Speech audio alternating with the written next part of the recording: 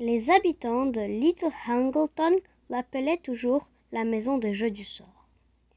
Même s'il y avait de nombreuses années que la famille Jeux des sorts n'y vivait plus. Elle se dressait au sommet d'une colline dominant le village. Certaines de ses fenêtres condamnées par des planches, le toit dépourvu de tuiles en plusieurs endroits, la façade envahie d'une lierre épais qui poussait en toute la liberté. Autrefois, le manoir avait eu belle apparence. C'est sans nul doute le plus grand et le plus majestueux édifice à des kilomètres à la ronde. Mais à présent, la maison des Jeux du sort n'était plus qu'une bâtisse humide, délabrée et déserte. Les habitants de Little Hangleton l'appelaient toujours la maison des Jeux du sort.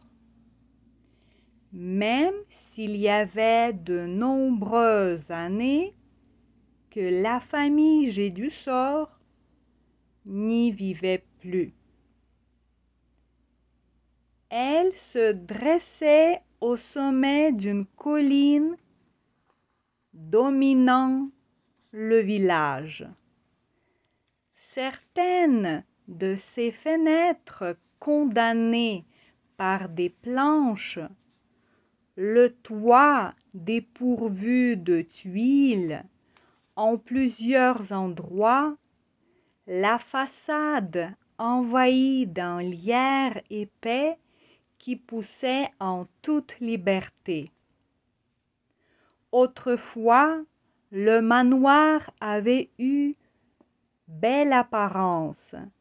C'était sans nul doute le plus grand et le plus majestueux édifice à des kilomètres à la ronde.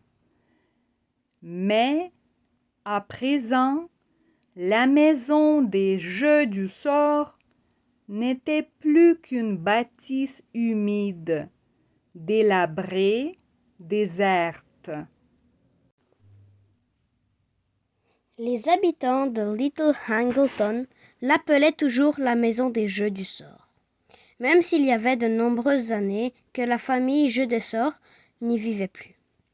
Elle se dressait au sommet d'une colline dominant le village. Certaines de ses fenêtres, condamnées par des planches, le toit dépourvu de tuiles en plusieurs endroits, la façade envahie d'une lierre épais qui poussait en toute liberté. Autrefois, le manoir avait eu belle apparence. C'est sans nul doute le plus grand et le plus majestueux édifice à des kilomètres à la ronde. Mais, à présent, la maison des Jeux du sort n'était plus qu'une bâtisse humide, délabrée, déserte. Les habitants de Little Hangleton l'appelaient toujours la maison des Jeux du sort. Même s'il y avait de nombreuses années que la famille Jeux du sort n'y vivait plus. Elle se dressait au sommet d'une colline dominant le village. Certaines de ses fenêtres condamnées par des planches, le toit dépourvu de tuiles en plusieurs endroits, la façade envahie d'un lierre épais qui poussait en toute liberté. Autrefois, le manoir avait eu belle apparence. C'était sans nul doute le plus grand et le plus majestueux édifice à des kilomètres à la ronde. Mais, à présent, la maison des Jeux du sort n'était plus qu'une bâtisse humide, délabrée, déserte.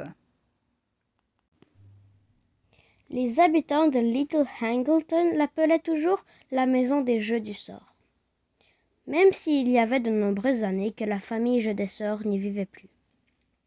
Elle se dressait au sommet d'une colline dominant le village. Certaines de ses fenêtres, condamnées par des planches, le toit dépourvu de tuiles en plusieurs endroits, la façade envahie d'un lierre épais qui poussait en toute liberté. Autrefois, le manoir avait eu belle apparence. C'est sans doute le plus grand et le plus majestueux édifice à des kilomètres à la ronde.